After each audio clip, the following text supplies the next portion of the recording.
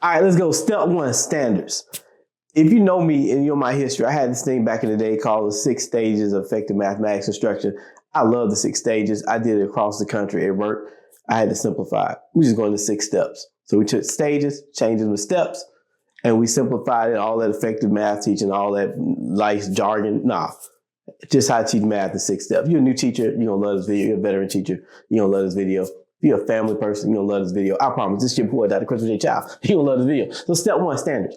Everywhere, you have to have standards, no matter what. Every state has standards. You have to align what you're doing to the standards. Give you that formulaic definition. Standards define what children should understand and be able to do in their study of mathematics. Everybody has standards. Every state has standards. You have to align what you're doing to standards. Those are non-negotiable. Step one is a non-negotiable. Don't get out here, I don't like my standards.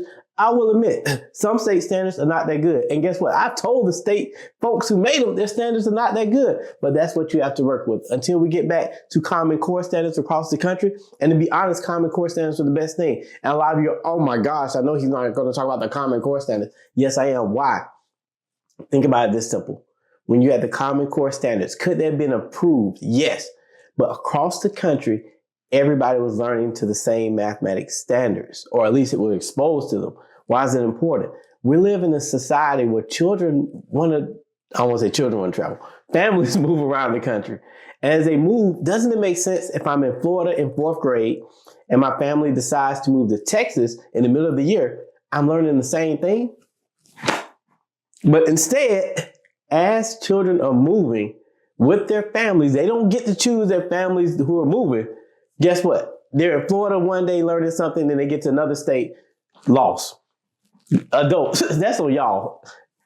Get back to getting Common Core standards. Again, you got to be about this life and doing right for children. That's on y'all. All right. Step one, standards. Make sure you identify what your standards are. And as you identify them, don't spend a lot of time talking about, I'm going to unpack the standards.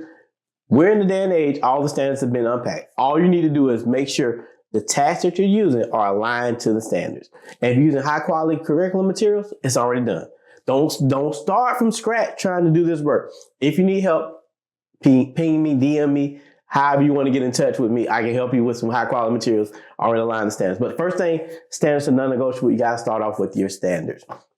Now, what I'm going to do different in this mixtape series, everybody always say, you know, Dr. Charles, I like the stuff that you're talking about. I understand it.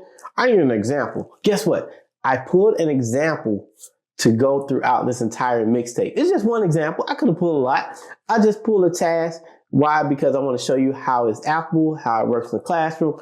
I don't know. I may do a remix and just go teach this in the class somewhere and just show y'all how I get down in the classroom. It's been a while, but I can still get down. So now with the standards, what I'm going to do is pop up on the screen. However we're going to do it, may pop it up over my shoulder on the screen in front of you. Here's a standard that we're going to use for this mixtape series. I like this particular standard because it's a 3rd grade standard. In most states, 3rd grade is one of those quote unquote assessment grades.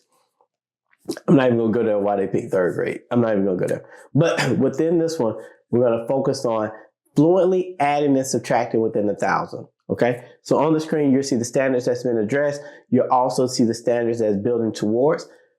For me, I believe and I know every standard builds upon prior knowledge. So when you look at the standards progression and there are documents out there, everything builds. So understand we're going to focus on what is being addressed and what they're building towards. Why do we want to do that when it comes to standards? So you understand what are they bringing into your lesson? What are you going to learn with you? And then what are you preparing them for? It totally revamps how you think about building a lesson. And then most importantly, I said this a moment ago, they have prior knowledge. You're building upon what they bring into the classroom. Every child brings into the classroom something. The key is, as an educator, do you know how to build upon that something? So step one, very simple standards. They're already given to you.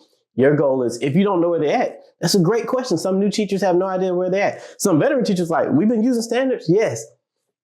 Make sure you go pull your state standards. All your curriculum materials should already be aligned to them. If they're not, again, reach out. I can help you all. Right now, we have open educational resources, meaning everyone can have access to freely available high quality curriculum materials that align to the state standards.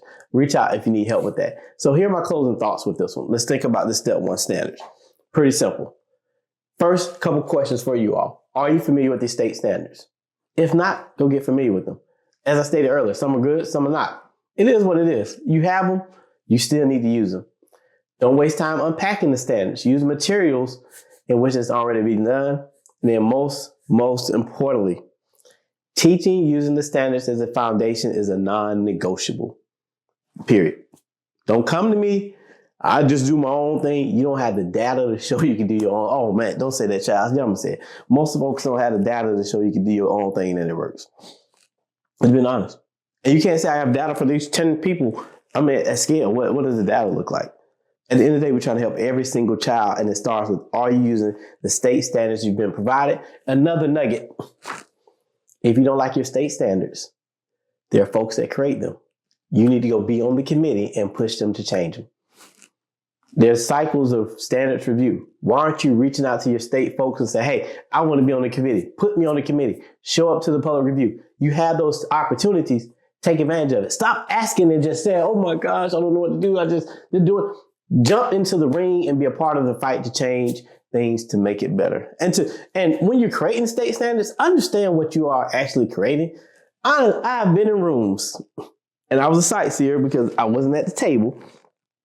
And people just arbitrarily put in their favorite things, no research basis, no thought into it. And I'm like, what are y'all doing? What are y'all doing? You privately messaged me. I'll tell you what states it was. I won't tell y'all on the mixtape. But standards are step one. So if you're starting this teaching, you got to understand where your standards are. So we're going to slide into step 2 in a couple seconds.